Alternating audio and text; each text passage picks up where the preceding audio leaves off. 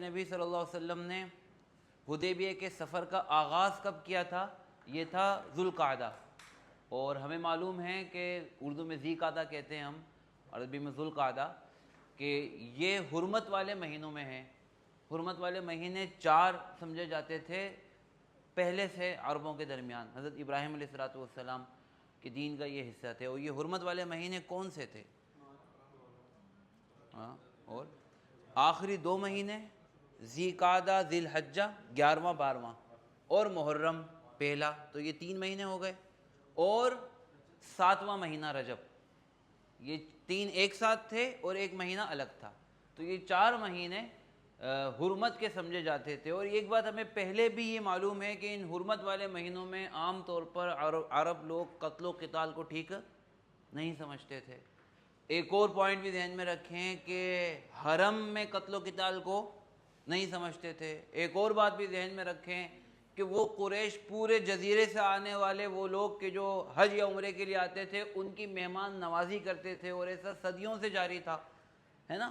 اور ان کے آپس کے جو بھی انتقام لڑائیاں ہوتی تھی، جب وہ حرم میں یا اشہر حرم میں یعنی مقدس مہینوں میں ہوتے تھے تو وہ اس کو کچھ عرصے کے لیے درگزر کر دیتے تھے۔ یہ سارے باتیں ہم نے ذہن میں رکھنی ہے۔ لہذا اللہ کے نبی صلی اللہ علیہ وسلم نے جو اس وقت یہ سفر شروع کیا نا، اس کی بڑی حکمتیں تھی۔ جو ٹائم آپ نے منتخب کیا اس کی بہت بڑی حکمت تھی۔ لہذا آپ نے غسل کر کے ظہر کی نماز پڑھی اور اپنے ساتھ 70 قربانی کے اونٹ لے لیے۔ ہمیں پتہ چلتا ہے کہ آپ علیہ السلام کچھ عرصے پہلے سے یہ اونٹ جمع کر رہے تھے، اور مدینے سے باہر ایک جگہ تھی جہاں جب بھی کوئی اونٹ ارینج ہوتا وہاں بھیج دیتے۔ اور یہ بڑی عجیب روایت ہے کیونکہ خواب تو ابھی دیکھا تھا۔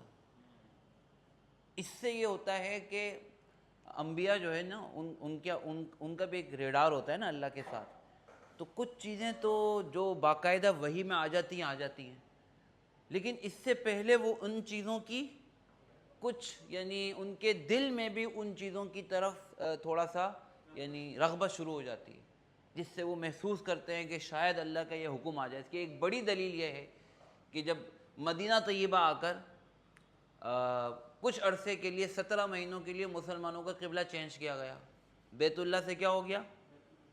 بیت المقدس 17 مہینوں کے لیے۔ لیکن جب اب دوبارہ حکم آیا نہیں تھا کہ آپ بیت اللہ کی طرف رخ کر لو، لیکن اللہ کے نبی صلی اللہ علیہ وسلم بار بار وحی کے انتظار میں آسمان کی طرف دیکھتے تھے، گویا کہ آپ کو اندازہ تھا کہ یہ حکم آنے ہی والا ہے۔ قد نرا تقلب وجهک، کیا ہے؟ فی السماء، ٹھیک ہے۔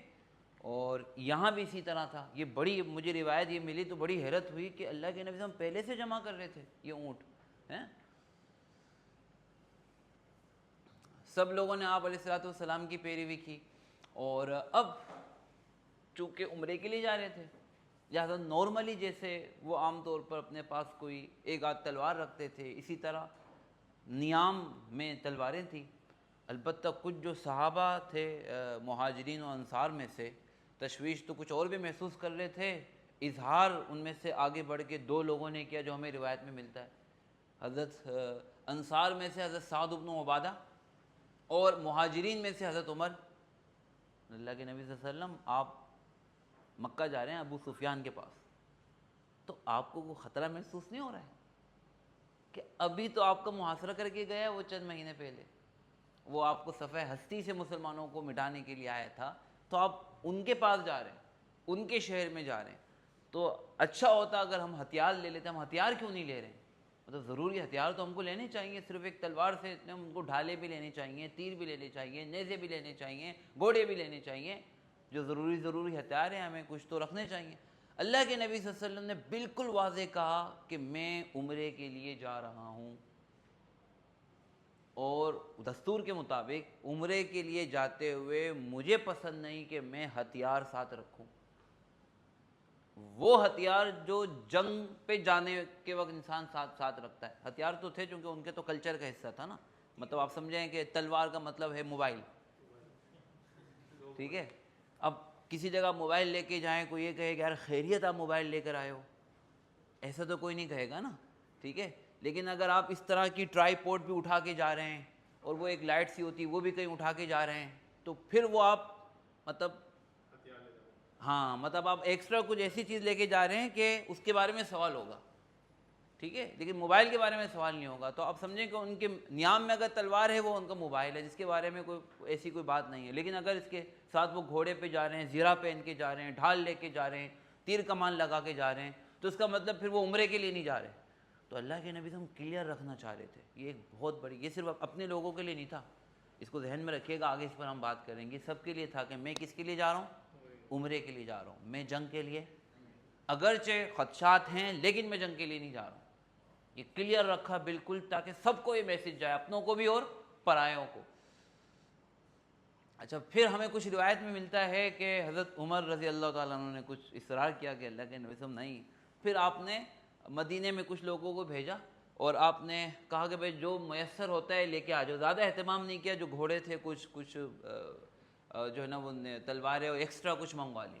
لیکن باقاعدہ پھر بھی یہ لشکر بہت ہی کم مسئلے کے ساتھ تھا، اور ایک مسلح جنگجو لشکر جس طرح ہوتا ہے اس طرح نہیں تھا. ٹھیک ہے، البتہ ان کی بھی رعایت کی کہ ٹھیک ہے یہ ایک محسوس کر رہے ہیں، یہ رسک محسوس کر رہے ہیں. ٹھیک ہے. اچھا جناب، اب اللہ کے نبی صلی اللہ علیہ وسلم ذوالحلیفہ پہنچے، وہیں سے احرام باندھا آپ نے. یہاں آپ نے 2-3 کام فرمائے.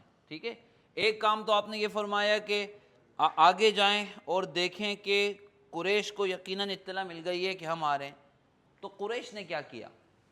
تو اس کے لیے آپ نے بشر بن سفیان، ایک یہ نام آتا ہے، دوسرا انہی نام میں یہ ہوتا ہے بسر سین کے ساتھ.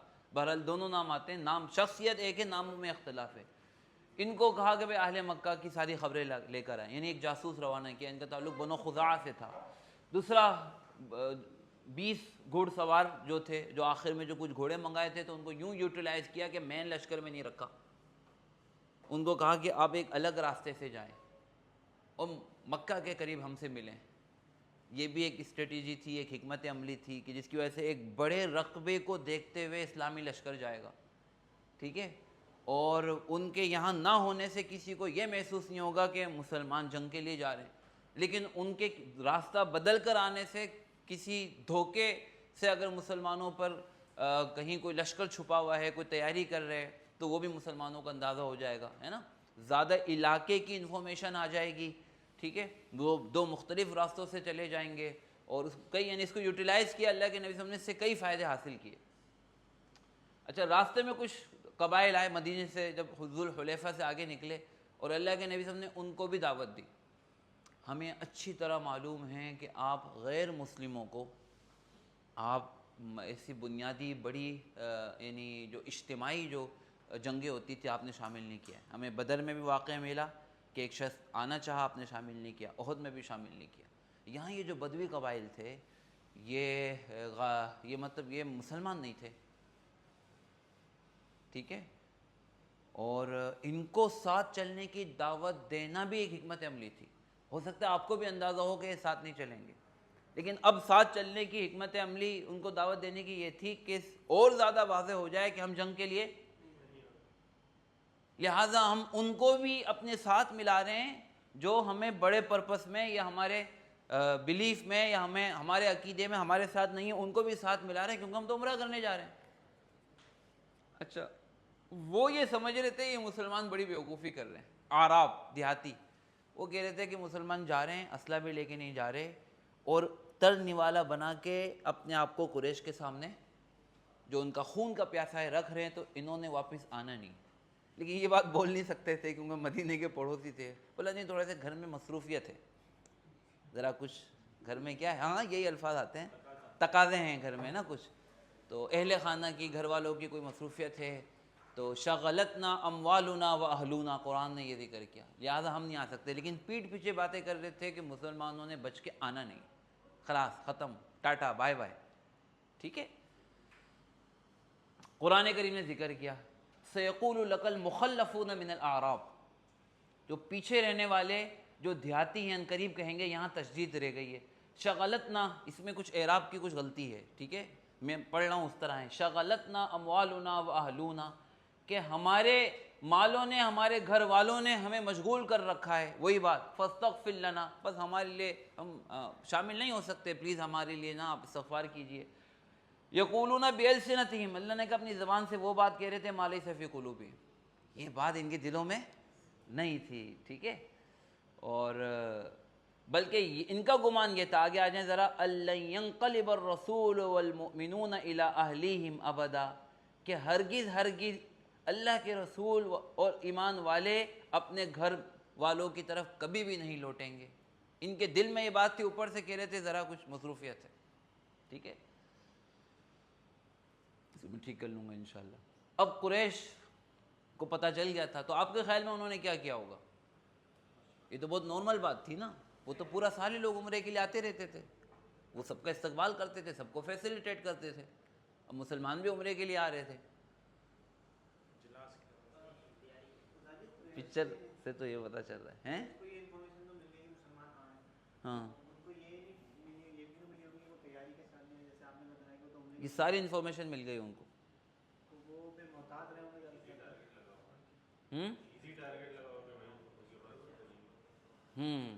ان کو اس پر یقین نہیں آیا، بظاہر ایسا لگتا ہے کہ ان کو یقین نہیں آیا کہ مسلمان صرف عمرے کے لیے آ رہے ہیں۔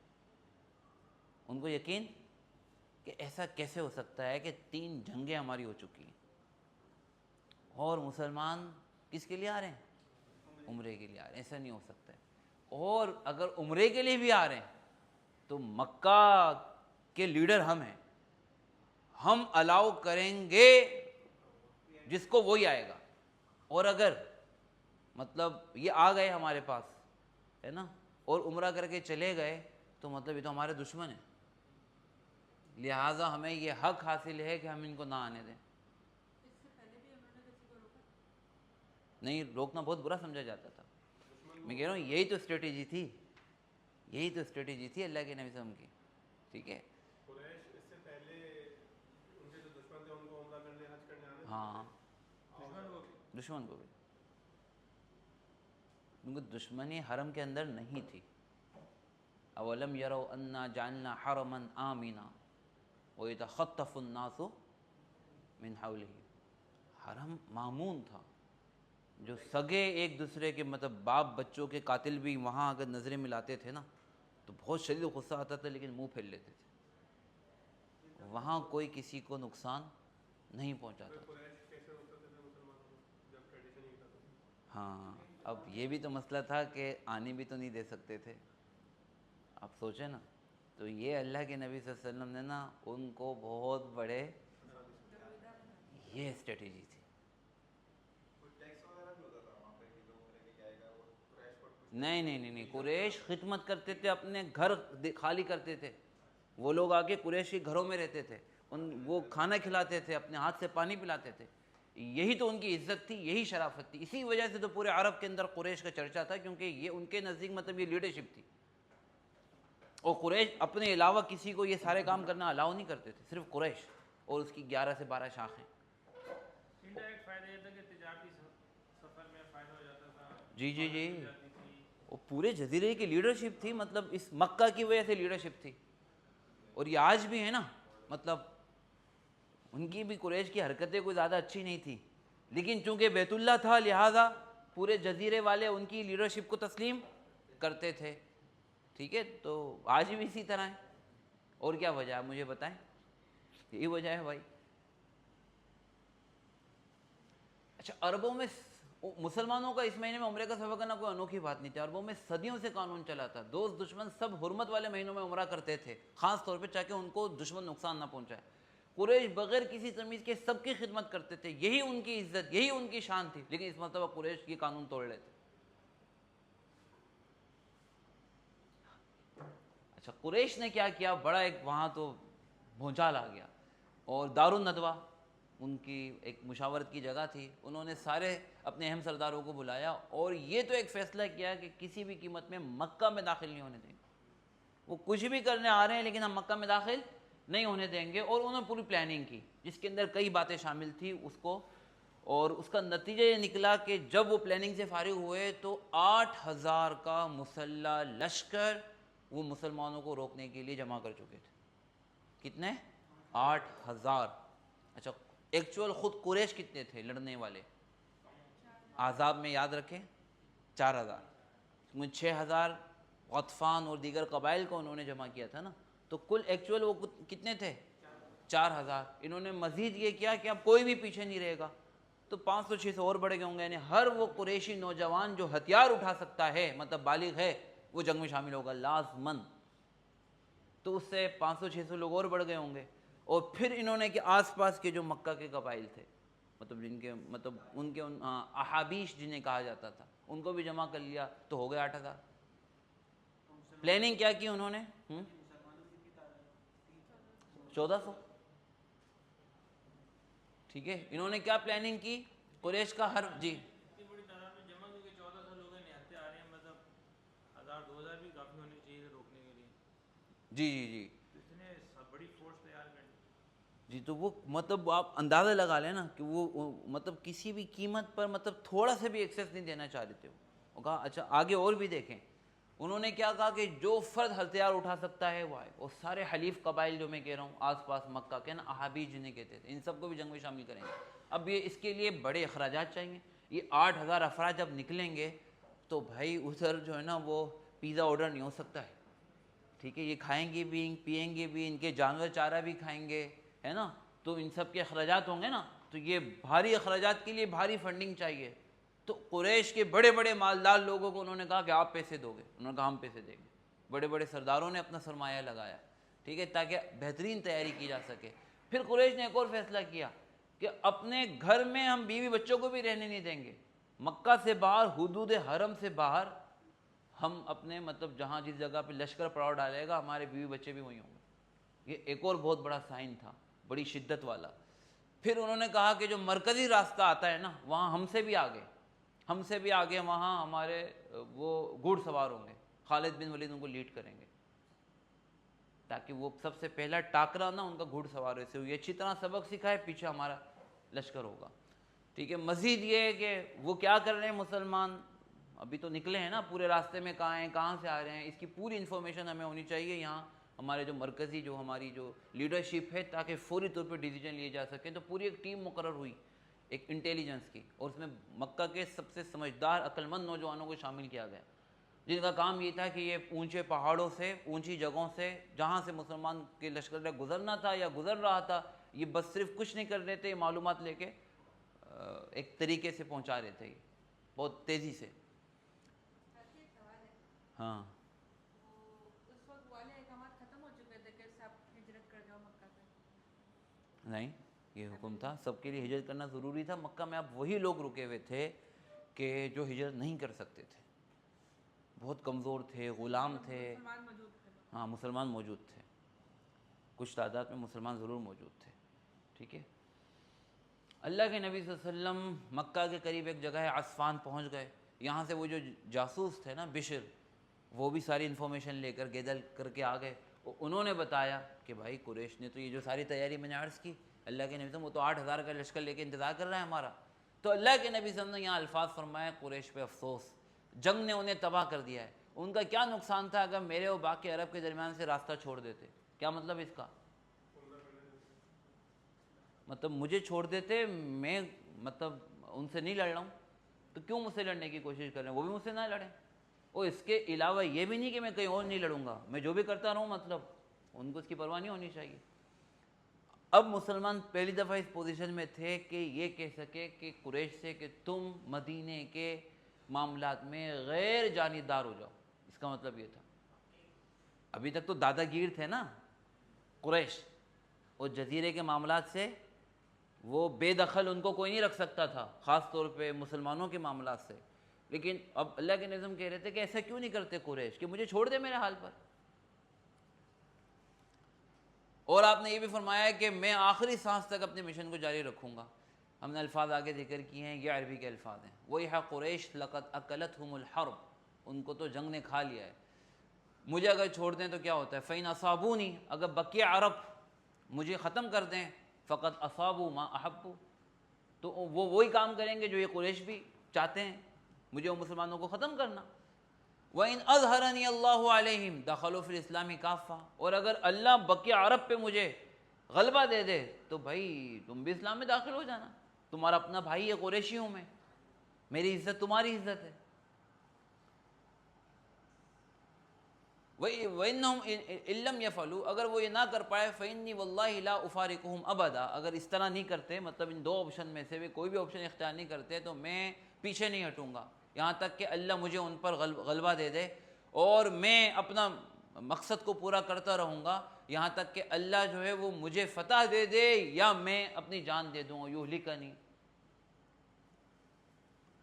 اور قبیلہ خزاعہ کے بارے میں کہا کہ وہ کافی ہے اس مکہ میں میری حمایت کے لیے، میرا اس سے معاہدہ تھا، وہ مسلمان پورا قبیلہ نہیں تھا لیکن قبیلہ بنو خزاعہ سے مسلمانوں کا ایک وہ حلیف تھے مسلمانوں کے، وہ مکہ والوں کے پڑوسی تھے، وہ مکہ میں میری حمایت کے لیے وہ کافی ہے، اور پھر مجھے قریش کی حمایت کی ضرورت نہیں۔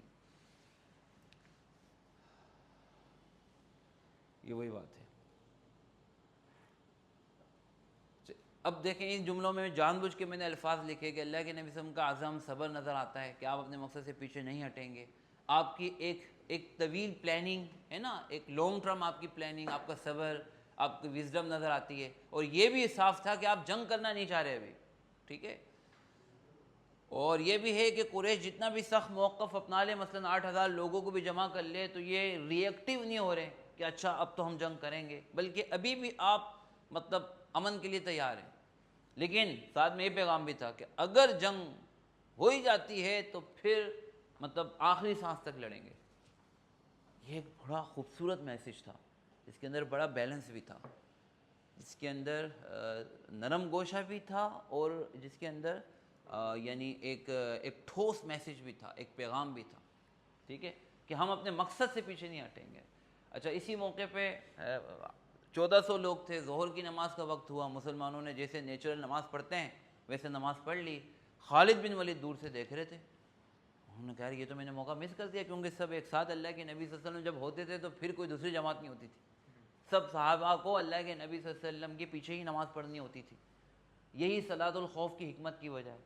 اگر کوئی اس کے علاوہ سچویشن ہو تو ٹھیک ہے، 2 جماعتیں کر لو، باری باری پڑھ لو، لیکن سب صحابہ اللہ کے نبی صلی اللہ علیہ وسلم کے پیچھے پڑھنا چاہتے تھے۔ اب اللہ کے نبی صلی اللہ علیہ وسلم کو بذریعہ وحی پتہ چل گیا کہ انہوں نے کہا اب دوبارہ نماز پڑھیں گے نا، بس جیسے اس سجدے میں جائیں گے ہم تیزی سے حملہ کریں گے، اور ان کے ہوش میں آنے سے پہلے مطلب تلوار بھی پاس نہیں، ذاہبت نماز میں ہیں، ریڈی بھی نہیں، ہم حملہ کر دیں گے۔ پھر اللہ کے نبی صلی اللہ علیہ وسلم نے راجہ کل یہ ہے، پہلی دفعہ آپ نے اس عصفان یعنی صلح حدیبیہ کے موقع پر عصفان کی جگہ پہ پہلی دفعہ صلاۃ الخوف پڑھی آپ نے، اور اس کا طریقہ یہ ہوتا ہے کہ سب ایک ساتھ نماز میں شامل ہوئے، البتہ باری باری انہوں نے رکعتیں پوری کی، پھر اس کا ایک تفصیلی طریقہ ہے، اور جب وہ ایک حصہ سجدے میں چلیے گا تو دوسرا کھڑا رہا، یہاں تک کہ اس نے اپنی رکعتیں پوری کی تو پھر وہ پیچھے آ گیا، پھر یہ آگے آ گیا، ایک اس کا تفصیلی طریقہ ہے۔ تو پہلی دفعہ صلاۃ الخوف مسلمانوں نے ادا کی۔ اچھا، احرام میں لوگ ہیں، عمرے کے لیے آ رہے ہیں، ابھی کوئی لڑ بھی نہیں رہے، ان کو بھی مار دیتے، اس کلچر کے حساب سے تو یہ بہت برا تھا، بری بات تھی، بہت ہی بری بات تھی، لیکن وہ جو دشمنی تھی نا، وہ میں تو یہ عرض یہ میں نے سوال کیا نا کہ کیوں اس طرح چاہ رہے تھے وہ، مطلب ان کو یہ قابل برداشت نہیں تھا کہ مسلمان یہاں مطلب امن کے ساتھ عمرہ کر کے چلے جائیں۔ میں آپ سے سوال کروں گا کہ ایسا کیوں تھا، وہ میں نے چھوڑا، آگے کے لیے سوال رکھا ہوا ہے۔ اچھا، اب خالد بن ولید سامنے تھے، اللہ کے نبی صلی اللہ علیہ وسلم نے کہا کہ آگے بڑھتے ہیں تو پھر ٹکراؤ ہوتا ہے، اور آپ ٹکراؤ چاہ رہے تھے یا نہیں؟ ٹھیک ہے، آپ ٹکراؤ کیوں نہیں چاہ رہے تھے، یہ سوال ہے آپ سے، آگے میں کرتا ہوں۔ آپ نے کہا کہ ایک اور راستہ تھا غیر معروف، جو عام طور پہ آنے جانے والا نہیں تھا مکہ، آپ نے اس راستے کا نام لیا، وہ ثنیۃ المرار کی طرف نکلتا تھا، اور اس راستے میں درمیان میں ایک وادی آتی تھی، اس کو ذات الحنظل کہتے تھے، بہت ہی کانٹوں والا، جھاڑیوں والا اور پہاڑی پگڈنڈیوں والا اس قسم کا راستہ تھا۔ تو اللہ کے نبی صلی اللہ علیہ وسلم نے فرمایا بھائی اس سے ہمیں کون لے جائے گا؟ بنو اسلم ایک قبیلہ تھا، اس کے لوگ یہاں سے کچھ نہ کچھ آتے جاتے تھے، تو باری باری ان سب نے، اب یہ رات کا وقت ہو گیا تھا، باری باری ان سب نے، 3 لوگ ان میں سے آئے، انہوں نے مدد کی کوشش کی، پہلے 2 تو بہت گھبرا گئے اور ان کے پیر اور ہاتھ پر زخمی ہو گئے، کپڑے پھٹ گئے، چونکہ بڑا یہ رات کا وقت تھا۔ تیسرے صاحب نے ہمت کی، کسی طریقے سے اس راستے سے مسلمانوں کو پار کروا دیا انہوں نے، لیکن مسلمان اس راستے میں بہت پریشان ہوئے، اور بالآخر ثنیۃ المرار پہنچ گئے، ٹھیک ہے، عصفان سے ثنیۃ المرار پہنچ گئے۔ آگے ایک راستہ سیدھا مکہ کی طرف جا رہا تھا، اور رائٹ کی طرف ایک تھوڑا سا راستہ حدیبیہ تھا، ٹھیک ہے، ذہن میں رکھنا۔ عصفان سے ثنیۃ المرار درمیان میں یہ ایک غیر معروف راستہ، اور ثنیۃ المرار کے بعد سیدھا جاتے تو مکہ، ٹھیک ہے, اور رائٹ پہ تھوڑا سا مڑتے تو حدیبیہ. ٹھیک ہے, یہ راستہ عبور کر لیا مسلمانوں نے, بہت مشکلات ہوئی. اللہ کے نبی صلی اللہ علیہ وسلم نے مسلمانوں کو صبر کی تلقین کی, کب استغفار پڑھو. اب ثنیۃ المرار پہنچ گئے نا, تو آپ نے کہا کہ یہ وہی ہے جو جیسے کہ بنی اسرائیل کو اللہ نے ایک بستی میں جانے کا کہا تھا, اور کہا تھا کہ بھائی استغفار پڑھنا, لیکن انہوں نے اس کی تعمیل نہیں کی تھی, اور کوئی بدتمیزی والے الفاظ کہے تھے انہوں نے. اور پھر آپ نے فضیلت سنائی کہ آج کی رات اس گھاٹی میں جو بھی جس کی بھی گزر گئی نا, جو اس میں سے گزر گیا, اس کی تو سمجھو مغفرت ہو گئی. کیونکہ لوگ تھکے ہوئے تھے اور پریشان ہو گئے تھے اس میں چلتے ہوئے نا, تو آپ نے ان کو ایک بشارت سنائی کہ تم نے یہ تکلیف برداشت کی ہے تو اس پر تمہیں انشاءاللہ اللہ کی طرف سے اجر و ثواب ملے گا. اچھا, اب آگے جا کے جب ثنیۃ المرار پہنچ گئے نا, درمیان میں کچھ اور بھی چیزیں ہوئی. اللہ کے نبی صلی اللہ علیہ وسلم نے اتنے لوگوں کا کھانا بنوایا, صحابہ کہتے ہیں 500 چولہے ہم نے جلائے, 1400 لوگ تھے نا, تو اور بہت زیادہ اناج لے کے نہیں نکلے تھے, وہ جو تھا سب ان کے پاس بنا لیا, اور ان کے لیے بھی اللہ نے دعا کی. اب جب یہاں سے آگے بڑھے تو اب قصوہ اونٹنی جو آپ علیہ السلام کی تھی وہ ایک جگہ پہ آ کے رک گئی, آگے بڑھ نہیں رہی. اب عام طور پہ اس طرح جانور جب رک جاتے ہیں تو اس کو کہتے ہیں کہ جانور اڑ گیا ہے.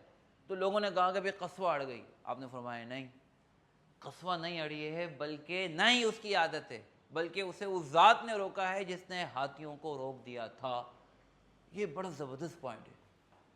یعنی بسا اوقات ہمارے اپنے پلان میں, جیسے ہم نے پلان کیا ہے, سب کچھ ترتیب کے مطابق تھا, اسی طرح ہونا چاہیے تھا, لیکن اچانک کوئی غیر معمولی ایسی چیز آ گئی جس کی وجہ سے کچھ بیریئر آ گیا ہے نا. تو تھوڑا سا ہمیں رک کر سوچنا چاہیے, کہیں ہم کو پلان کو چینج کرنے کی تو ضرورت نہیں ہے, کہیں کوئی ایسی تو چیز نہیں ہے کہ اللہ رب العزت ہمیں یہ سمجھا رہے ہوں کہ یہاں ہم اپنا راستہ چینج کر لیں. تو اللہ کے نبی صلی اللہ علیہ وسلم نے اس کو یعنی ری فریم کیا کہ نہیں, یہ جانور اڑ نہیں گیا ہے, ظاہری سبب تو یہ تھا کہ اڑ گیا ہے, بلکہ حقیقت میں یہ اللہ کی طرف سے اس کو اشارہ سمجھا. یہ بڑی لرننگ ہے زبردست. ٹھیک ہے, اور آپ نے یہ فرمایا کہ گویا کہ اللہ رب العزت یہ نہیں چاہ رہے کہ قریش اور مسلمان اس طرح جا کے ڈائریکٹ مکہ والوں کے ساتھ بھیڑ جائیں. جب یہ اللہ نے اونٹنی کو کیا کر لیا, گویا کہ اللہ پاک نہیں چاہ رہے کہ مسلمان ڈائریکٹ مکہ میں بھی اتر جائیں. اللہ کے نبی پھر اللہ کے نبی صلی اللہ علیہ وسلم نے یہ الفاظ فرمائے کہ الفاظ وہ میں نے لکھے کہ اس ذات کی قسم جس کے قبضے میں میری جان ہے, یہ لوگ میرے سامنے جو بھی منصوبہ رکھیں گے بس اللہ کی حرمتوں کی تعظیم کریں, میں اسے ضرور تسلیم کروں گا, ہے نا. اور پھر جب قصوہ کو کہا گیا اٹھنے کا چلنے کا تو وہ چلنے لگ گئی. اس نے اپنا راستہ چینج کر لیا, مکہ کے بجائے وہاں وہ تھوڑا سا مڑ گئی کس طرف, حدیبیہ کی طرف. ٹھیک ہے, بہرحال اور بیچ میں اور بڑی زبردست چیزیں ہیں, ہم اسکیپ کر رہے ہیں. بہرحال یہاں پہنچے, اب گرمی کا وقت تھا, 1400 لوگ تھے, تھوڑا سا پانی تھا, اس میں سے کچھ پانی اللہ کے نبی صلی اللہ علیہ وسلم کے بھی لایا گیا کہ وضو فرما لیں, اور باقی پانی فوراً ختم ہو گیا. آپ کو پتہ چلا تو آپ نے 2 قسم کی روایتیں آتی ہیں. ایک تو مشہور یہ ہے کہ آپ نے تیر دیا, اپنے ترکش کا تیر نکال کے اندر ڈال دیا جائے, اور ایک یہ ہے کہ آپ نے وہ جو برتن منگایا اس میں وضو فرمایا, اس میں اپنے لعاب دہن ملایا, وہ کہا کہ یہ بھی ڈال دو. دونوں چیزیں ٹھیک ہو سکتی ہیں.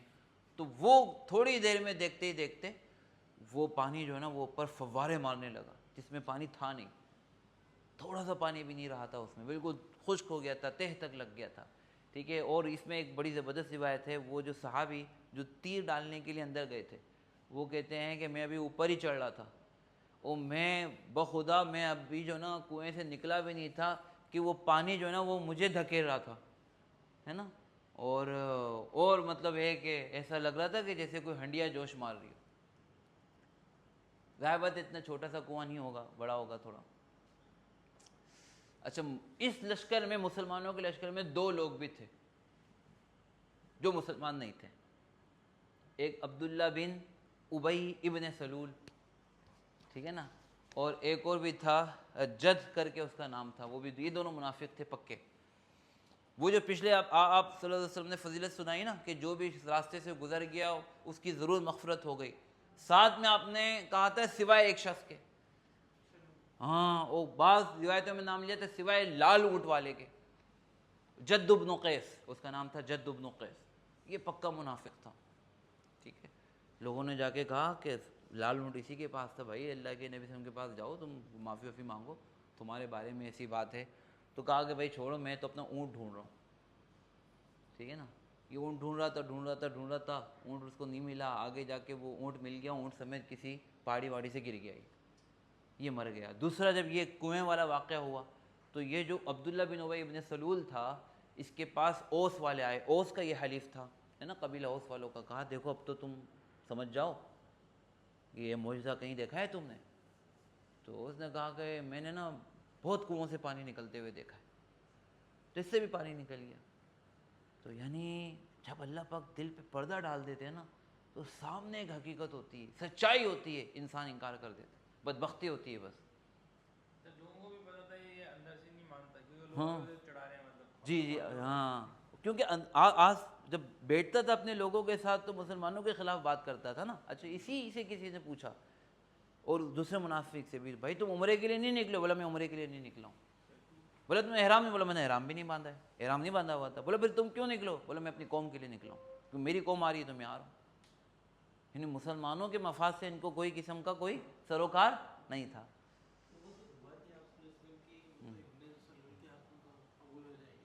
یہاں اسی موقع پہ پھر اللہ کے نبی نے اس کو بلایا کہ بھئی تم نے ایسی بات کی، صحابہ نے شکایت کی کہ اللہ کے نبی میں معجزہ ہی نہیں مار رہا ہے.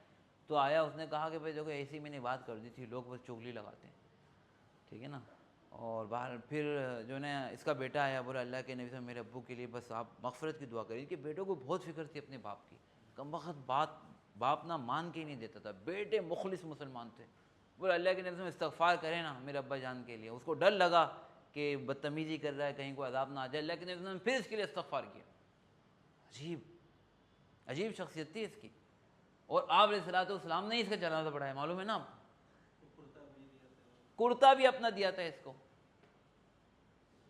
آیتیں نازل ہوئی تھی نا. ہاں قرآن میں بھی آیت نازل ہوئی کہ آپ 100 دفعہ بھی 70 دفعہ بھی استغفار کر لیں، اللہ معاف نہیں کریں گے. بہرحال یہ خراش ابن امیہ، اب اللہ کے نبی ہم بیٹھ گئے تو اب رواج کے مطابق آپ نے کہا کہ بھائی ہم بھیجتے ہیں، نمائندہ بھیجتے ہیں کہ بھائی ہم عمرہ کرنے آئے ہوں، جنگ کرنے کے لیے نہیں آئے، ہمارے پاس قربانی کے جانور بھی ہیں، ہم بیت اللہ کا طواف کریں گے. خراش ابن امیہ کو بھیجا. یہ بنو خزاعہ کے تھے. ان کو بھیجنے کی حکمت یہ تھی کہ یہ مکہ کے پڑوس میں تھے، لیکن قریش کے کچھ نوجوان جو ہے نا وہ بڑے جوش میں تھے، جذباتی ہوئے تھے. انہوں نے دیکھا کہ مسلمانوں کی طرف سے بندہ آ رہا ہے، پہچانتے تو تھے، ایک دوسرے کو جانتے تھے. تو انہوں نے ان کو پکڑ لیا اور ان پر حملہ کیا، ان کے اونٹ کے پیر کاٹ دیے. اور ان کو بھی قتل کرنے والے تھے. ان میں سے کچھ لوگ تھے، بولا بھائی یہ بہت زیادہ ہو جائے گا، اس کو سنبھالنا مشکل ہو جائے گا، مطلب یہ تو سفیر کو قتل ہے نا، مطلب تم تو پھر جنگ کی دعوت دے رہے ہو. تو کچھ سمجھدار لوگوں نے ان کو بچایا، ایک کسی طریقے سے جان بچا کے آئے اور اللہ کے نبی صلی اللہ علیہ وسلم کو سب کچھ پہنچایا. اور یہاں بولا کہ بھائی اللہ کے نبی صلی اللہ علیہ وسلم سفیر بھیج دیں آپ، ٹھیک ہے کسی اور کو بھیجیں کیونکہ بات چیت تو کرنی ہے، لیکن کچھ نا مجھ سے زیادہ دبنگ آدمی بھیجیں، کوئی ایسا آدمی بھیجیں کہ جس پہ ہاتھ ڈالنے سے پہلے مجھے تو انہوں نے لگا دیے. ہاں اللہ کے نبی صلی اللہ علیہ وسلم نے فوراً حضرت عمر کو بلایا. یہ والا جو ہے نا، یہ والی بات اگلی دفعہ پڑھیں گے. اس کے بعد حضرت عمر ہی کا انتخاب ہوا تھا، لیکن اس سے پہلے کچھ چیزیں ہوئی، ٹھیک ہے. اچھا پھر یہ جو خزاعہ قبیلے کا سردار تھا، مکہ کے پڑوس تھا، اس کو بھی پتہ چل گیا اللہ کے نبی صلی اللہ علیہ وسلم آ رہے ہیں. یہ مسلمان تو نہیں ہوتا، البتہ یہ جنگ میں نہیں چاہتا تھا، اور اس کو پتہ تھا کہ مسلمان صرف عمرے کے لیے آ رہے ہیں، لہٰذا تھوڑا سا قریش سے ناراض بھی تھا کہ وہ کیوں روک رہے ہیں. عمرہ کر کے چلے جائیں گے، آپس میں لڑنا ہے بعد میں لڑنا، مقدس مہینے ہیں اور زبردست یہ جگہ ہے. اچھا یہ مسلمانوں کا بہرحال سچا خیر خواہ تھا. تو بدیل ابن ورقہ بھی یہ چاہتا تھا کہ مسلمان امن و امان سے عمرہ کر کے واپس چلے جائیں، جنگ کی نوبت نہ آئے. بہرحال راستے میں آتے ہوئے قریش کی جنگی تیاریاں اس نے دیکھی اور اللہ کے نبی صلی اللہ علیہ وسلم سے یہ ارشاد فرمایا اور ساری بتا دی. تو اللہ کے نبی صلی اللہ علیہ وسلم نے اس سے بھی یہ کہا کہ ہم انا لم نجی لقتال احد، ہم کسی سے لڑنے کے لیے نہیں آئے،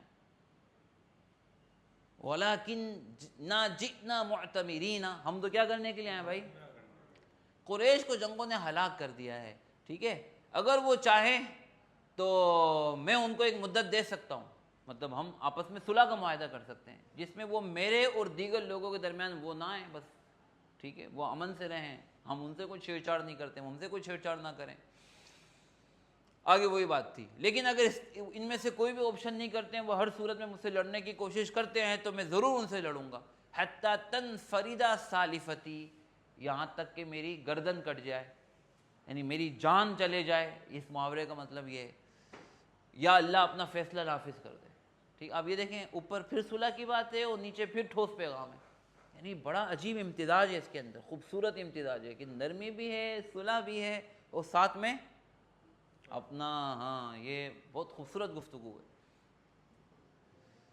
اچھا، بدیل نے کہا کہ بھائی میں آپ کی یہ بات پہنچا دوں.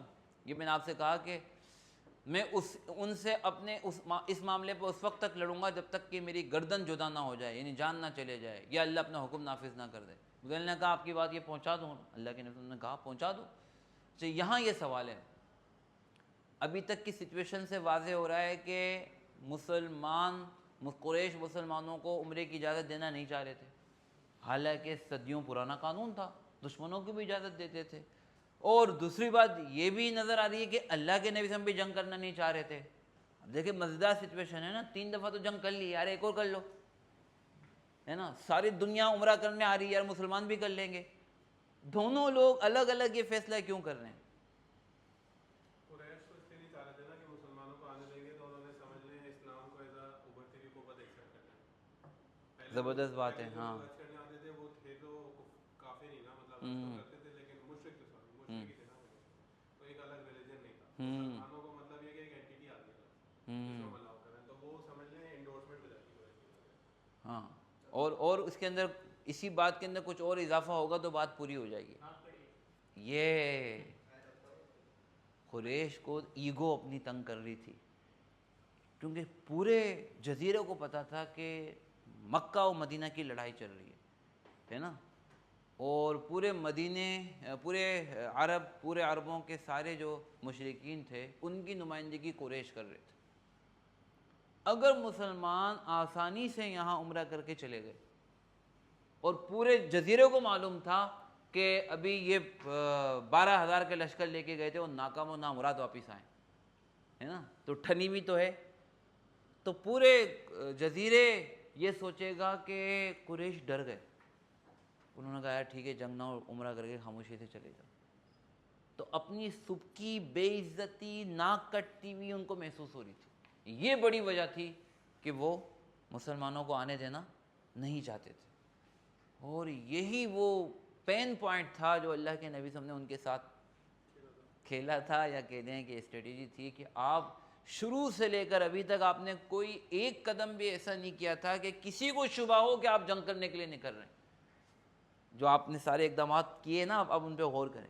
اس کی وجہ یہ تھی کہ سب کو کلیئر یہ میسج چلے جائے کہ ہم تو صرف کس کے لیے آ رہے ہیں بھائی، ہم تو عمرہ کرنے آ رہے ہیں، ہم نے تو احرام پہنے ہوئے ہیں، ہم نے تو اونٹ لیے ہوئے ہیں، ہم تو اور عام لوگوں کو بھی دعوت دے رہے ہیں، ہم تو راستہ بھی بدل رہے ہیں، ہم تو لڑنا ہی نہیں چاہتے، ہم تو ہتھیار لے کے بھی نہیں آئے.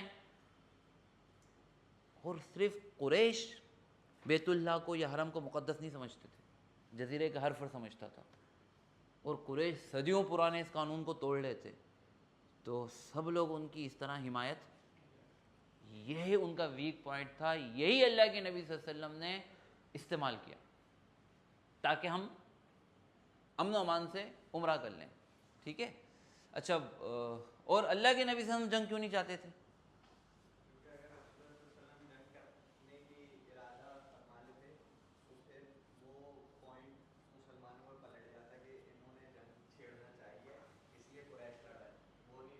جی، مسلمان جس پوزیشن میں قریش آ گئے تھے، مسلمان اس پوزیشن میں آ جاتے، پریشر مسلمانوں پہ آ جاتا ہے تم کیوں جنگ چاہ رہے ہو، اور کوئی بھی حمایت مسلمانوں کو نہیں ملتی. قریش اور مضبوط ہو جاتے ہیں، سب عرب ان کے ساتھ ہو جاتے ہیں کہ نہیں بھائی یہ حرم میں جنگ کرنے آ رہے مسلمان، ہم نہیں کرنے دیں گے. ساری ہمدردیاں ان کے ساتھ ہو جاتی. لیکن اللہ کے نبی صلی اللہ علیہ وسلم نے ساری ہمدردیاں اپنے ساتھ کر لی تھیں. کتنی خوبصورتی، کتنی زبردست بہترین طریقے سے. اور مقصد بھی آپ کا یہی تھا، آپ منافقت بھی نعوذ باللہ نہیں کر رہے تھے، آپ واقعی میں کیا کرنے جا رہے تھے. ایک اور بھی بات تھی، اللہ کے نبی ہم جانتے تھے کہ یہ قریش دو بکیا ہے نا جو اسلام نہیں لائے، وہ بڑی تعداد تھی جو اسلام نہیں لائے تھے، یہ دنیا کے بہترین لوگ ہیں. امیل بھائی، یہ دنیا کے کیا ہیں؟ بہترین باصلاحیت لوگ ہیں. ویسے اللہ نے ان کو لیڈر نہیں بنایا، بلکہ ان کے اندر کچھ گٹس اللہ نے رکھے ہیں. ابھی یہ دشمنی میں ہیں، ضد میں ہیں، لہٰذا ابھی یہ اسلام کو سمجھنے کی کوشش ہی، لیکن ان کے اندر یہ کیپیبلٹی ہے، یہ ان کے اندر پوٹینشل ہے کہ جب یہ اسلام کو قبول کریں گے نا تو یہی لوگ ہیں کہ جو آج مخالفت کر رہے ہیں کل اسلام کے سپاہی بن جائیں گے. تو آپ بھی یہ چاہتے تھے کہ ایک تو امن و امان خراب نہ ہو، لوگ ہم کو حرم میں مقدس مہینے میں جنگ کرنے والا نہ سمجھیں، ٹھیک ہے، اور ہماری بدنامی نہ ہو. نمبر 2، اگر جنگ ہوتی ہے تو ٹھیک ہے مارے جائیں گے، تو یہ لوگ مارے نہ جائیں بلکہ یہ اسلام قبول کریں. آپ بھی یہ چاہتے تھے. اور تیسری بات، یہ بھی ہوگی نا کہ یہ قریش جو ہے یہ تجارت کرتے تھے بنسبت انصار کے جو کہ کھیتی باڑی کرتے تھے، اور آج کے معاشرے میں دیکھا جائے تو پاکستانی ملک میں جو مطلب کھیتی باڑی کرتا ہے وہ اس سیلاب آیا ہوا ہے بیچارے کے پاس، وہ اس مائنڈ سیٹ سے اور وہ ہوشیاری سے وہ چیز دنیا داری کو بھی نہیں سمجھتا اور نہ دینداری کو ویسے امپلیمنٹ کر پاتا ہے جیسے تاجر کر سکتا ہے یہ دونوں کام. اچھا، لیکن میں یہ کہوں گا ہم یہاں کمپیئر نہیں کریں نا، مطلب کیوں ہم انصار کو کمپیئر، وہ انصار بھی وہ کم بڑے لیڈر نہیں تھے، لیکن قریش کو اللہ نے خاص ایک حیثیت دی تھی. الائمۃ من قریش، اللہ نے فرمایا تھا کہ خلیفہ ہمیشہ کیا ہوگا؟ قریشی ہوگا. جو بڑی لیڈرشپ ہے، خلافت کبریٰ جسے کہتے ہیں، وہ جو نا وہ قریشیوں میں ہی چلے گی.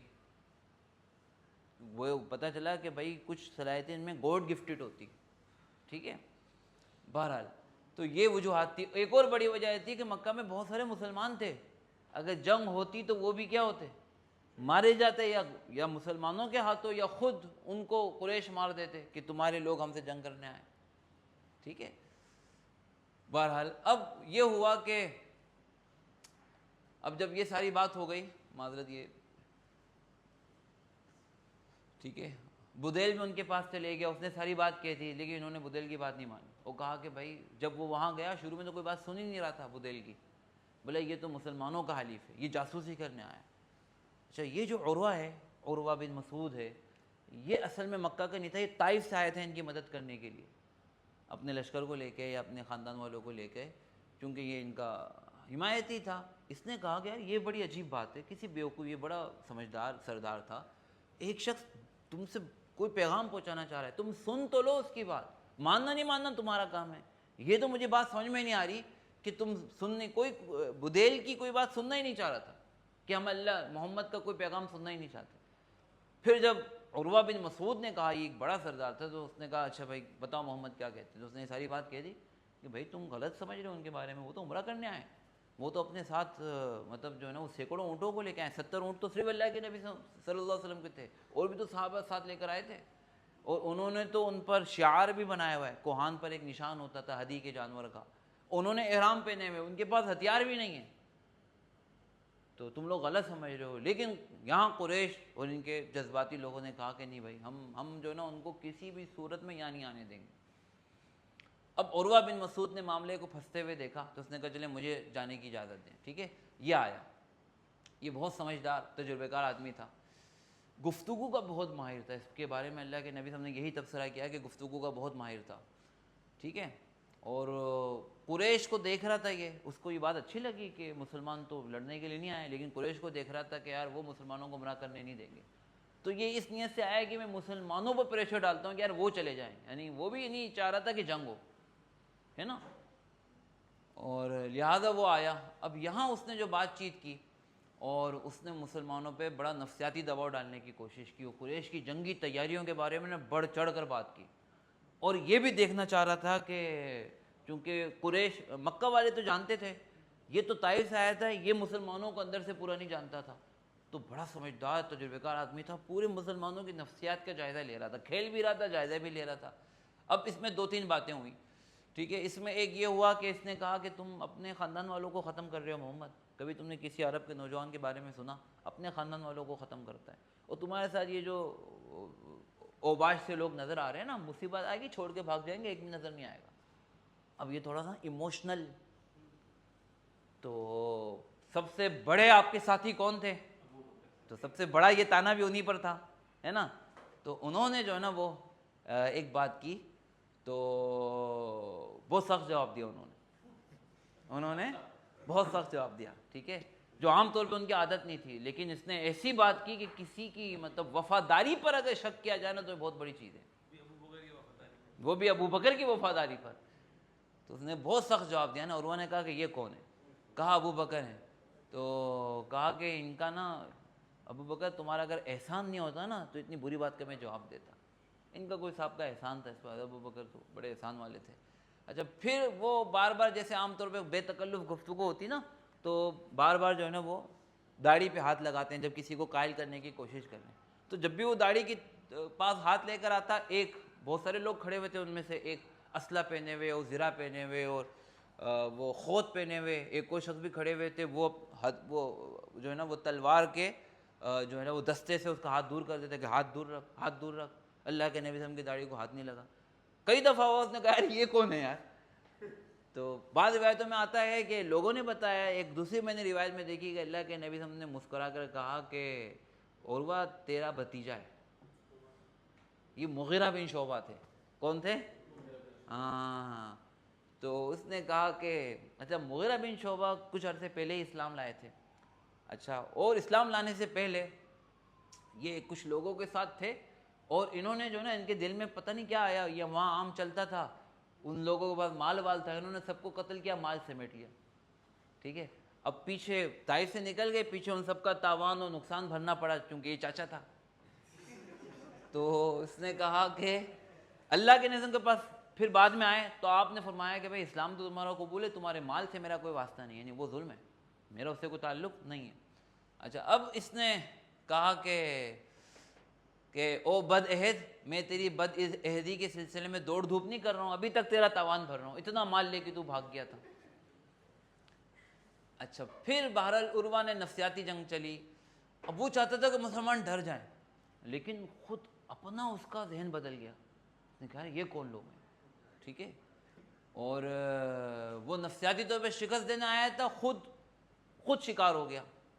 ٹھیک ہے، ہاں مذاکرات کے دوران اس نے مختلف چالیں چلیں لیکن مسلمانوں کے سامنے کچھ بھی نہیں چلی. ٹھیک ہے، اب جب وہ واپس گیا نا اس نے جا کے کہا کہ بھائی میں قیصر و کسریٰ کے، کیونکہ بڑا پرانا سردار تھا، میں بڑے بڑے درباروں میں گیا ہوں، میں نے صحابہ کی جیسی محبت دیکھی نا، ایسی ٹیم کی اپنے لیڈر کے ساتھ محبت میں نے کہیں بھی نہیں دیکھی.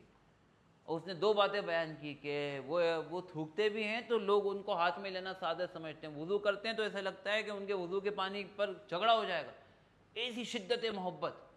ٹھیک ہے، ان لوگوں سے جھگڑا لینا معمولی بات نہیں ہے. اچھا عام کتابوں میں یہی روایت ہے. ایک اور جو سیرت کی کتاب ہے، ایک بڑی واقعے کی سیرت ہے، اس نے یہ بھی کہا کہ دیکھو اگر تم لڑنا چاہتے ہو نا تو یہ ایسے لوگ ہیں کہ لڑائی کا حق ادا کر دیں گے. آئے نہیں لڑنے کے لیے لیکن وہ ایسے ہیں نا کہ لڑائی کا حق ادا کر دیں گے. اور میں نے محمد کے ساتھ ایسے لوگ دیکھے ہیں کہ ان کے ساتھ کچھ بھی ہو جائے انہیں پرواہ نہیں، لیکن وہ اپنے محمد کی، اپنے صاحب کی حفاظت کے لیے سر بکف ہے. اللہ کی قسم ان کے ساتھ ایسی جماعتیں دیکھتا ہوں جو کسی صورت میں محمد کو نہیں چھوڑیں گی. یہاں کیا کہہ رہا تھا، یہ چھوڑ کے کھیل رہا تھا، وہ مسلمانوں کو پریشرائز کرنے آیا تھا، لیکن ہوا کیا بھائی، وہ خود شکار ہو گیا. اب عروہ نے جا کے وہاں یہ بات کی نا تو یہ الٹی چال ہو گئی. اب قریش کیا ہو گئے، پریشرائز ہو گئے، اور ان کے اندر سے لوگ باتیں کرنے لگ گئے کہ یار عروہ کی بات میں دم ہے. عروہ کو بھیجا تھا مسلمانوں میں پھوٹ ڈالنے کے لیے، عروہ صاحب واپس جا کے انہوں نے، یہ اللہ کے نبی صلی اللہ علیہ وسلم کی حکمت عملی تھی. ٹھیک ہے، قریش میں پھوٹ پڑنے لگ گئی اور ان کو اپنی کمزوری کا احساس ہونے لگا. اللہ کے نبی صلی اللہ علیہ وسلم نے بڑی حکمت سے یہ بڑی ایک پولیٹیکل اور بڑی جو ہے نا وہ بہترین یہ آپ نے کامیابی حاصل کر لی کہ دشمن کو آپ نے جو ہے نا تھریٹ دے دیا اور انہی کے لوگوں کے ذریعے سے تھریٹ دے دیا. یہ آپ کی حکمت عملی تھی. شکاری خود شکار ہو گیا. اچھا قریشی لشکر میں خود پھوٹ پڑنے لگ گئی اور وہ سب کو جمع کرنے کا خواب دیکھ رہے تھے. اللہ کے نبی صلی اللہ علیہ وسلم نے کئی طرح کی تدبیریں جو ہم نے شروع سے دیکھا آپ نے اختیار کی. اور پھر کیا ہوا کہ عروہ نے سمجھایا کہ بھائی نہیں کرو، ان سے لڑائی نہیں کرو، تو یہ لوگ نہیں مانے. کہاں ماننا تھا. عروہ اپنے لشکر کو لے کے چلے گیا، کہا کہ نہیں میں نا اس زیادتی اور ظلم میں تمہارا ساتھ نہیں دے سکتا ہوں. وہ عمرہ کرنے آئے ہیں یار، وہ عمرہ کرنے آئے ہیں، اور ویسے بھی اگر لڑنے آئے ہو تو پھر بھی جو ہے نا وہ تمہارے لیے بہت مشکل کھڑی کریں گے، تو عمرہ کرنے آئے. تم غلط کر رہے ہو. عروہ چلے گیا. اب عروہ چلے گیا تو ان کے یہاں زلزلہ ہو گیا. آخری قرآن میں 1-2 سلائڈ وہ بات پوری ہو رہی ہے. اچھا جب اب اندر ان کی باتیں شروع ہو گئی, لوگ بات کرنے لگ گئے کہ ہاں یار صلح کی بات کرتے ہیں. اب ان کے جو جذباتی نوجوان تھے نا, انہوں نے کہا یہ صلح نہیں ہونی چاہیے. تو انہوں نے کیا کیا کہ پس پردہ اپنے جو سمجھدار سردار تھے, جذباتی نوجوانوں نے رات کو موقع بنایا ہے کہ کسی طرح بس جنگ شروع کر دیں. جنگ شروع ہو جائے گی نا پھر سارے صلح ولا کی باتیں ختم ہو جائے گی. تو رات میں خاموشی سے 70 60 80 ایسے لوگ آتے ہیں کہ انہوں نے تنعیم کی طرف سے مسلمانوں پہ حملہ کر دیا. اب وہ سمجھ رہے تھے کہ مسلمان راتوں کو صرف عبادت کرتے ہیں, مسلمان صرف عبادت. اللہ کے نبی صلی اللہ علیہ وسلم نے لشکر کے چاروں طرف پہرے داروں کی جماعتیں مقرر کی ہوئی تھی. وہ آئے ایک طرف سے, انہوں نے 6-7 لوگ دیکھے, انہوں نے کہا ان کو ختم کرتے ہیں بس آگے جاتے ہیں. وہ 6-7 لوگوں کے پاس پہنچے, آس پاس سے سارے آ گئے. محمد ابن مسلمہ ان میں ایک بڑے وہ تھے, جماعت کے سردار تھے. انہوں نے سب کو پکڑا, سب کے ہاتھ پیر باندھے ایسی کی تیسی, بولا سر اٹھائیں گے تو گردن کاٹ دیں گے تمہاری. اب اللہ کے نبی صلی اللہ علیہ وسلم کے پاس لے کے 70-80 لوگ گرفتار کر لیے. ان کو اصل میں ان کو اندازہ نہیں تھا یہ تو سمجھ رہے تھے یار یہ کہہ رہے ہیں ہم عمرہ کرنے آئے ہیں, یہ تو بھائی یہ تو تیار تھے رات کو. مسلمان کبھی بھی غافل نہیں ہوتا, سوتا نہیں ہے مسلمان. اچھا اب اللہ کے نبی صلی اللہ علیہ وسلم کیا کر سکتے تھے؟ دباؤ ڈال سکتے تھے ان پر. بہت سارے ایسے کام کر سکتے تھے کہ بھائی 70 لوگ ہیں ہمارے پاس, عمرہ کرنے دیتے ہو یا نہیں. ان کو دینا پڑتا کیونکہ یہ 70 یہ بڑے خاندانوں کے چشم و چراغ تھے, یہ شہزادے تھے یہ مکہ کے سرداروں کے. تو ان کو دینا پڑتی اجازت پریشر میں آ کے. اللہ کے نبی صلی اللہ علیہ وسلم نے کہا کہ ہم جنگ کی اور فتنے کی آغاز نہیں کریں گے, ان کو چھوڑ دیا اور معاف کر دیا. یہ ایک اور بہت بڑا موو تھا. جب یہ 70 لوگ وہاں گئے نا, جو پہلے کچھ تذبذب میں تھے, نہیں مسلمان جنگ کرنے نہیں آئے, بہانہ کر رہے ہیں جنگ کرنے آئے ہیں, وہ کہہ گئے بھائی دیکھو یار مسلمان تو جنگ کرنے نہیں آئے تو ہم ان کو کیوں روک رہے ہیں. اب اور پریشر آ گیا. اب کیا آ گیا؟ اور پریشر آ گیا. اب جو ہے وہ قرآن کریم نے بھی اس کا ذکر کیا. یہ آیت ہم اگلی دفعہ پھر انشاءاللہ دیکھ لیں گے. قرآن کریم نے اس کا ذکر کیا ہے, ٹھیک ہے, اس واقعے کا.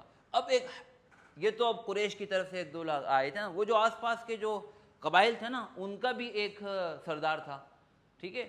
تو اس کا نام تھا حلیف بن علقمہ. وہ بڑا مناسب بڑا اچھا آدمی تھا نا. اس نے آگے بڑھ کر کہا, قریش نے اس کو کہا کہ یار تم جاؤ, یعنی کوئی بات چیت کرو نا کہ مسلمان. قریش چاہ رہے تھے کہ مسلمانوں کا آمادہ کر لیں واپس چلے جائیں, لیکن اللہ کے نبی ہم کہہ رہے تھے ہم جنگ کرنے نہیں آئے لیکن واپس نہیں جائیں گے, جنگ کرنے نہیں آئے لیکن واپس بھی نہیں جائیں گے. اور وہ یہ چاہ رہے تھے کہ یار ابھی چلے جائیں. بہرحال حلیف ابن علقمہ آیا. اب اللہ کے نبی ہم نے دور سے دیکھا, آپ لوگوں کو پہچانتے تھے ہے نا, انشاءاللہ اس نقطے پہ ہم پھر بعد میں بات کریں گے, لیکن ابھی اس واقعے میں اللہ کے نبی نے دور سے دیکھا. آپ نے کہا کہ یہ جو آ رہا ہے نا یہ ایسی قوم سے ہے جو بڑی نیک ہے, اور یہ شعار کا یعنی ہدی کے اونٹ, احرام اور حرم کے تقدس کی یہ قوم بہت زیادہ خیال کرتی. اللہ کے نبی ہم نے سب صحابوں کو کہا اونٹوں کو کھڑا کرو. اس کے آنے سے پہلے اونٹوں کو کیا کرو. اچھا اونٹ جو تھے ہدی کے جانور کے کوہان پر نا ایک نشان لگاتے تھے, تھوڑا سا زخم کا نشان لگاتے تھے, خون یوں مل دیتے تھے, جو خون نکلتا تھا سب کو پتہ چل جاتا, کوئی لوٹتا نہیں تھا اس اونٹ کو کہ یار قربانی کھائے گے. اس کو کچھ ایک کپڑا بھی پہنا دیتے تھے, اور پھر احرام پہنے ہوئے تھے, اور کہا کہ سب زور سے تلبیہ پڑھو. اب جب اس نے دیکھا کہ یار احرام پہنے ہوئے, تلبیہ پڑے ہوئے ہیں, مٹی میں اٹے ہوئے ہیں, اونٹ کھڑے ہوئے ہیں, وہ آیا ہی نہیں. اس نے کہا کہ بھائی ان کو کیوں روک رہے ہو, یہ تو عمرہ کرنے آئے ہیں. اللہ کے نبی صلی اللہ علیہ وسلم نے سمجھ گئے نا اس آدمی کو, آپ کسی نفسیات سمجھ گئے اس کو, ٹھیک ہے. اچھا اس نے کہا ایسے لوگوں کو بیت اللہ کی زیارت سے روکنا ہرگز مناسب نہیں. اب قریش نے بولا کہ بھائی تو نا بدو آدمی ہے, تجھے پتہ نہیں محمد کی چال ہے, مطلب تو دیہاتی آدمی, تو سمجھ نہیں رہا یہ محمد جو ہے نا وہ چال چل رہے ہیں. اس نے کہا کہ اچھا یہ بات ہے, ٹھیک ہے. بقیہ جو 4,500 کے علاوہ جو 3,500 لوگ تھے نا یہ وہ لے کر آیا تھا. اس نے کہا کہ ایسے لوگوں کو مناسب نہیں ہے, اور اگر وہ مسلمانوں کو وہ مطلب اب عمرہ کرنے نہیں دیں گے تو میں احابیش کے لشکر کو لے کے الگ ہو جاؤں گا. میں ان کو روکنے میں تمہارے ساتھ شریک نہیں ہوں, میرا ایسا کوئی معاہدہ نہیں ہے کہ ہم لوگوں کو حرم سے روکیں. اب قریش نے کہا کہ یار یہ تو اور الٹی پڑ گئی. انہوں نے کہا سبق رو, ہم بات کرتے ہیں, تم جاؤ نہیں, ہم بات کرتے ہیں, کوئی ایسا حل نکالتے ہیں کہ درمیان کی کوئی بات ہو جائے, ٹھیک ہے انشاءاللہ. اور یہاں سے آگے اللہ نے چاہا تو پھر